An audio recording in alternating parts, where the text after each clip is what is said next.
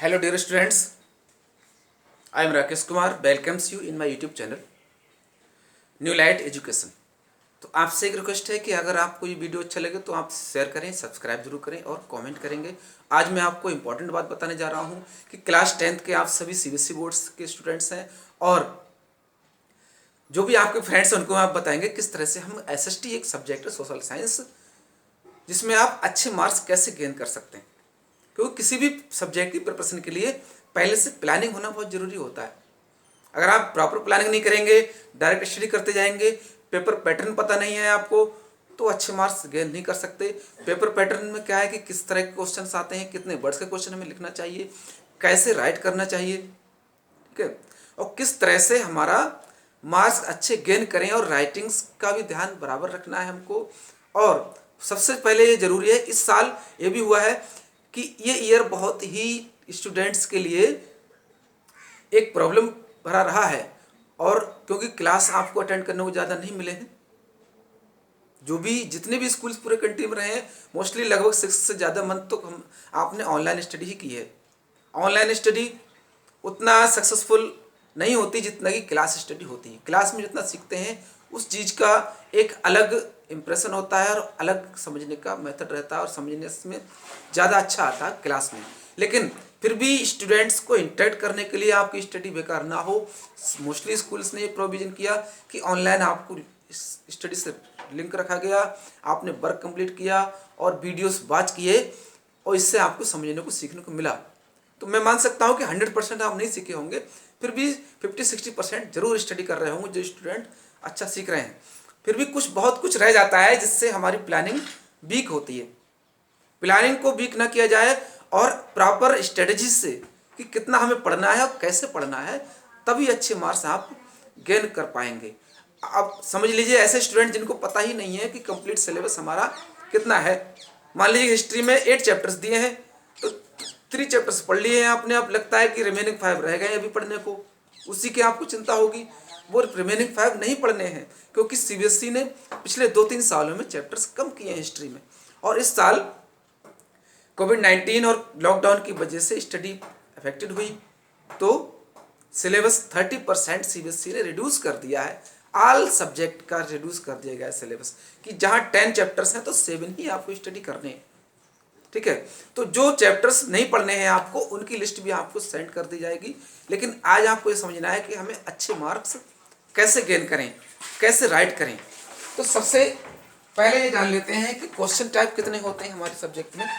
तो यहाँ पर बात होती है एसएसटी की 80 मार्क्स का क्वेश्चन आएगा आपका, 80 मार्क्स का क्वेश्चन पेपर होता है और 20 मार्क्स आपके क्या होते हैं, इंटरनल होते हैं, स्कूल के एक्टिविटीज, यूनिट टेस्ट और आपके नोटबुक असेसमेंट बेस पर वो 20 मार्क्स दिए जाते हैं, ठीक है। ये 20 मार्क्स आपको स्कूल से मिलेंगे और सीबीएसई बोर्ड से मतलब नहीं, लेकिन बोर्ड्स के ही प्रावधान है कि ये मार्क्स दिए जाते हैं। लेकिन अब 80 मार्क्स में आपको 80 में से फुल मार्क्स गेन करने हैं या 75 गेन करने हैं, 79 करने हैं, तो कैसे करेंगे। तो फर्स्ट वन क्या है कि क्वेश्चन टाइप आपको जान लेना जरूरी होता है कि ऑब्जेक्टिव टाइप क्वेश्चंस 20 होंगे आपके एग्जाम में, ठीक है, 20 मार्क्स के होते हैं। ऑब्जेक्टिव टाइप क्वेश्चंस होते हैं 20 मार्क्स के। तो जिसमें देखिए ऑब्जेक्टिव में शामिल क्या क्या है कि एमसीक्यूज हो सकते हैं, फिलअप्स, देन ट्रू फॉल्स, इन सभी को मिलाकर के कहा जाता है कि ऑब्जेक्टिव क्वेश्चंस हुए, ठीक। 20 मार्क्स का हमारा ऑब्जेक्टिव क्वेश्चंस आएंगे। अब इसकी प्रिपरेशन के लिए क्या करना होगा आपको, क्योंकि एमसीक्यूज बहुत कम होते हैं बुक्स के लास्ट में दिए हुए, फिलअप्स भी ज़्यादा नहीं दिए होते, ट्रू फॉल्स उतने नहीं बने होते हैं, लेकिन कुछ एक्स्ट्रा बनकर आ जाते हैं। तो आपको चैप्टर्स को थ्रोली रीडिंग करना है। इन सब की अच्छी प्रिपरेशन के लिए चैप्टर को आप रीड कर लीजिए शुरू से लास्ट तक। रीड कर लिया एक लाइन को तो क्या होगा कि आपसे ये क्वेश्चन बचकर नहीं जाएगा, मल्टीपल चॉइस हो या फिलअप्स हो, आपके माइंड में जरूर आ जाएगा, हमने ये सेंटेंस पढ़ा था कहीं ना कहीं। तो या ऐसा कर सकते हैं आपके कुछ सैंपल पेपर्स बुक्स आती हैं, उनमें फिलअप्स के अलग से एमसीक्यूज के ऑप्शन दिए होते हैं, तो उनको जरूर पढ़ें। और ना उससे भी हेल्प नहीं मिलती है तो गूगल पे आप सर्च कीजिए name the chapter class 10th nationalism in India और ऑब्जेक्टिव क्वेश्चंस राइट करेंगे तो ऑब्जेक्टिव क्वेश्चन बहुत सारे से मिल जाएंगे बने हुए, क्योंकि ये सिलेबस में होते जरूर हैं, कॉपी में रिटर्न नहीं किए जाते, ना बुक्स के लास्ट में उतने होते हैं। तो ये इस तरह से आप ऑब्जेक्टिव को प्रिपेयर करेंगे और सभी चैप्टर्स को रीड करें एक बार, बस 1 या 2 टाइम्स। ये नहीं कर रहा हूँ कि आप लर्न कर लेंगे पूरा चैप्टर, टेक्स्ट पढ़ना जरूरी होगा इसकी अच्छी प्रिपरेशन के लिए। दूसरे क्वेश्चन तो होते हैं शॉर्ट आंसर, 3 मार्क्स का होगा, एक 3 मार्क्स का क्वेश्चन होता है। तो इसमें क्या होता है, अक्सर कहा जाता है give the 3 reasons, give 3 differences, 3 points. तो आपको आंसर में क्या करना होगा कि 3 पॉइंट लिखने होते हैं अलग अलग।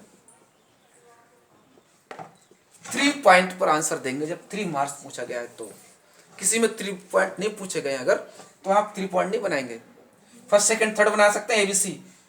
तो 3 रीजन पूछे तो 3 अलग अलग 2 लाइन में अगर 3 पॉइंट आप बनाएंगे तो आंसर आपका सफिशिएंट हो जाएगा, लगभग 40 वर्ड्स कंप्लीट हो जाएंगे।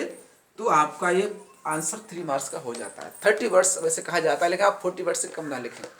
अगर किसी क्वेश्चन नहीं पूछा गया है कि कितने रीजन बताने, व्हाट इज द सत्याग्रह, ठीक है, give the main provisions of the satyagraha, तो इस तरह से पॉइंट नहीं बनाने होंगे उस आंसर में। लेकिन ऐसे आंसर जहाँ 3 थिंग्स पूछी जा रही हैं तो 3 अलग अलग पॉइंट जरूर बनाएं। ठीक, लॉन्ग आंसर होता है 5 मार्क्स का, एक 5 मार्क्स का लॉन्ग आंसर होता है। तो आप सैंपल बुक्स में पढ़ रहे हो या अपनी फेयर कॉपी से लॉन्ग आंसर पढ़ रहे हो, तो आंसर को रीड कीजिए 2-3 बार, समझना होता है आपको, ना कि रटना होता है पूरा आंसर।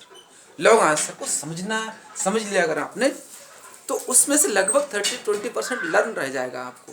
फिर आपको उसका स्टार्टिंग पॉइंट बहुत अच्छे लर्न होते होंगे, वो अच्छी तरह लिखें। उसके बाद अगर यहाँ भी इसी बेस पर होता है कि पूछा जाता है गिव द 5 रीजंस, 5 रीजन पूछा जाता है कि 5 फीचर्स बताइए किसी चीज़ की, 5 रीजन बताएंगे, तो आपको अलग अलग 5 पॉइंट बनाने हैं। अगर आप 3 लाइन लिखते हैं ईच में, हर एक पॉइंट पर 3 लाइन्स लिखिए आप, तो आपकी क्या हो जाएंगी, देखिए 15 लाइन्स हो जाएंगी। और हमारा ये आंसर 120 वर्ड्स में होता है। 120 वर्ड्स से कम ना हो। सपोज कीजिए क्लास में लॉन्ग आंसर में 50-70 वर्ड्स लिखाए गए ओनली, वो मेन वर्ड्स होते हैं, केवल आपको ये लर्न करने के लिए है। लेकिन उन मेन वर्ड्स से आपको 120 वर्ड्स बना करके अपने वर्ड्स में एग्जाम में लिखना होता है। कुछ इजी सेंटेंस बनाने होते हैं, ज़्यादा हार्ड लग रहा है कुछ भी तो सेंटेंस छोटे छोटे इजी बनाइए, अपनी लैंग्वेज में आप बनाकर राइट कर सकते हैं। तो मैं बात जो कर रहा था कि मेन जो है 5 रीजन्स पूछे तो 5 पॉइंट अलग अलग लिखने चाहिए।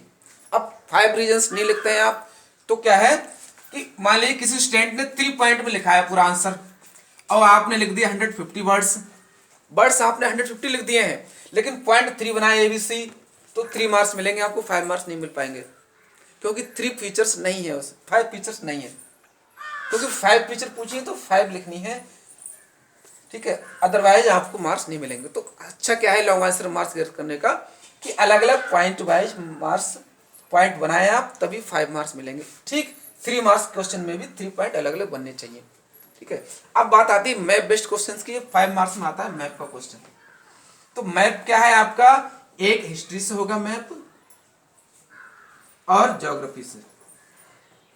हिस्ट्री और ज्योग्राफी से ही मैप अक्सर आते हैं, केवल ये 2 सब्जेक्ट से मैप आएगा, बाकी इकोनॉमिक्स और सिविक्स से मैप नहीं आता है, ठीक है। ये 2 मार्क्स का होगा और ज्योग्राफी 3 मार्क्स का। दोनों इंडिया के मैप होंगे अलग अलग, बोथ मैप्स आर इंडिया, कि दोनों मैप इंडिया के होते हैं, कोई वर्ल्ड का मैप नहीं होता है, ठीक है। ये कंफर्म हो गया आपको, हिस्ट्री से आएगा मैप, ज्योग्राफी से आएगा, और दोनों बुक से नहीं आता है। अब इसमें भी कुछ सिलेक्टेड चैप्टर्स होते हैं। हिस्ट्री में नेशनलिज्म इन इंडिया, इससे मैप क्वेश्चन एक जरूर होगा, और first chapter nationalism in Europe. अब ज्योग्राफी में देखिए फार्मिंग एग्रीकल्चर चैप्टर से क्वेश्चन हो सकता है एक, और life lines of national economy industries. बस ये 3 चैप्टर प्रिपेयर करने हैं ज्योग्राफी में और 2 करने हैं हिस्ट्री में। मैप आपके 5 मार्क्स का कंप्लीट हो जाएगा। बुक में जो मैप दिए होते हैं उनकी एंट्रीज को ध्यान से समझना होता है बस आपको, फिर ध्यान रह जाएगा कौन सा प्लेस कहाँ पर है, कौन सी इंडस्ट्रीज कहाँ है, ठीक है। तो इस तरह स्टूडेंट आपको समझ में आ गया होगा किस तरह हमें प्रिपरेशन करनी है। तो श्योर है अगर ऐसी प्रिपरेशन आप करते हैं तो आप फुल मार्क्स गेन करेंगे, ओके।